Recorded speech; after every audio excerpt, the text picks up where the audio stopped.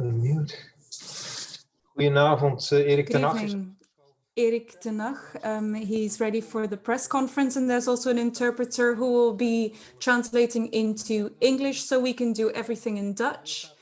I would like to have the NOS first. I would like to give them the floor first. Arman, can you hear us? Again, another attempt to give you the floor. Tell us something, Arman. Yeah, can you hear me? Yeah, perfect. It's actually working. Congratulations. You can start with the first question to the trainer. Erik, the same as in Amsterdam? Is that the same thing that happened tonight? Well, it is very, very similar, yeah. Two teams that were in balance, and then there's details that really make the decision. It wasn't necessary.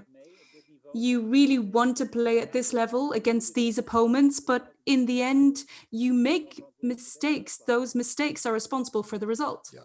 Yeah. Yes, it's just kicking an open door, isn't it? We create opportunities. We don't finish those. And the goal that we had against us in Amsterdam and here, those are personal mistakes. Is that the difference between your level, which is good and high, and the absolute European top? Well, it means that we need to take another step, so we need to be even better. How's Neres? Yeah, well, he left the pitch because he was injured. At the moment, I can't really tell you what it is. Okay, and last question. Today may not have been important whether you continue in the Champions League or not, but you do know that you have to win, that an equal or draw rather, is not enough. How do you see it? Well, we're just going to have the next match on Saturday. We just go from match to match. And then we just go on to the next after that. We know what we have to do next week. And it's very clear. We have to win. That's the only thing that counts. Thank you very much. Yep. And one of the Dutch journalists who has a question, maybe Dick Sintony. I see your raised hand. Dick, go ahead. If you maybe unmute your microphone, that would help. Dick, can you hear us? Can you say something, please? I think we can hear you. Yeah, go ahead. Yes, hi, Erik. Yes, hi, Dick. So what about the strikers that you had in the wings, Anthony and Neres? I really don't think they got to their full potential tonight, did they? Well, you see two teams very well structured, very well organized, and I certainly saw threats from both. For instance, David certainly hit the woodwork. Anthony had a perfect pass to Huntelaar, but you know that you're in a top match. You know that you're at Champions League level, so you know that you can't really create that many opportunities. Both teams are very well organized, and I think that was the case for Liverpool and Ajax tonight. And there weren't that many moments in front of the goal. They were there and they were involved, I think. Yes, that's correct. But do you leave them there consciously? Was there maybe an opportunity to bring in Promes? Yes, I certainly considered that. But in the end, I didn't do it because, as I said, they certainly did give them that threat. And if Huntelaar's ball had gone in or David's ball had gone in, then it would have been a top for us. But that wasn't the case. They definitely made sure that there was pressure for Liverpool, and in the important moments, they were involved. Okay, I also have a question about Alvarez because we were quite surprised. With Alvarez. So what was your consideration with Alvarez? And is this something that you could do more often? Were you satisfied or very satisfied? Well, of course, he's played in that position several times and he plays well. My consideration was that I wanted to have Davy Blind further back for passing because that's a very strong point for this team. And the way that Liverpool plays with those four midfielders, it does make it a very controlled midfielder who can also play in defense.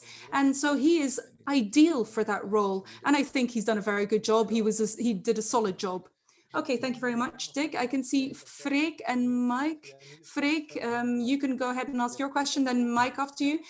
Can you hear me? Yes, we can. Okay, Erik, beforehand, you said that your team was going to be courageous against Liverpool tonight. Which aspects were courageous tonight and which aspects were maybe not courageous enough tonight? Well, I definitely think in the beginning, with our well, we could have been a bit higher up, but that was difficult because Liverpool certainly responded to that. They were very low in the back, so for Nico that was a long way to put pressure, and then it's probably better not to do it because then you open up the pitch. So I think it is wise to keep supporting Davy and maybe waiting a bit and having the wing striker come back and have pressure there. And I think we did play bravely. I think we definitely also attacked. We had different actions, but maybe sometimes we were a bit too impatient with the final delivery, maybe changing sides a bit too often. A few switch moments would have given us a better result. Okay, thank you very much. Then, Mike, you had a question as well? Can you hear me? Yes, yep, we can hear you. Erik, we just had Onana speak in a very mature way in front of the TV. Did he say anything in the dressing room? No, but you know, his non-verbal communication was very clear, I think. And of course, we're not used to this from him.